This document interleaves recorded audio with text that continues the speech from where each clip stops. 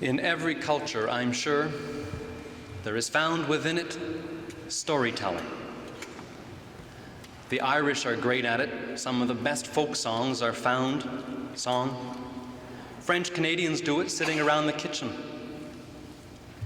Native Canadians share their rich heritage with us in song, in art, and dance. The Christian community also can tell stories. And the greatest storytelling that happens in the year is tonight, the great Easter Vigil. We gather to proclaim the redeeming, life-giving acts of God so that we might live. We started at the beginning from the book of Genesis. God's creation of order out of chaos is the story we are told, and we respond in song. Then in the Jewish Paschal liturgy, we hear that Isaac is redeemed by a lamb provided by God. We thank God in song. Exodus brought us the crossing of the Red Sea, and we responded in song. The prophet Isaiah reminds us who are unforgiving, we who are resentful, that God is forgiving, tender, and committed to renew the world and to establish peace and justice. And we respond in song. The reading from Ezekiel recalls once again images of creation and exodus, wind and water.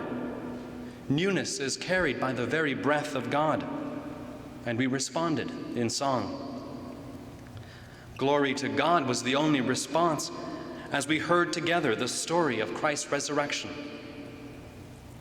And finally, to prepare us to celebrate the baptism of our newest Christians and the confirmation of others, while we together profess once again with them in solidarity our faith, we will hear from Paul, who will recall for us the themes of the Exodus, of our liberation from sin, of the glory of God's name and the newness of redemption, life and spirit in us. The retelling of our story takes place in the dark and slowly moves to the fullness of life.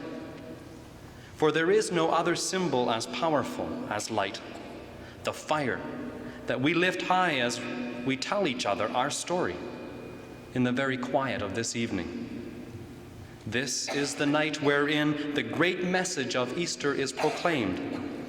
The darkness of our lives has given way to the light that is Christ, present among us, illuminating all people through the mystery of God's infinite love. Through these holy days we have lived together. The message has become very clear that in the midst of pain and suffering, God is there. We are not alone. God knows our pain because He chose to take the most insufferable pain upon Himself so that we might not die. Let's tell everyone that story.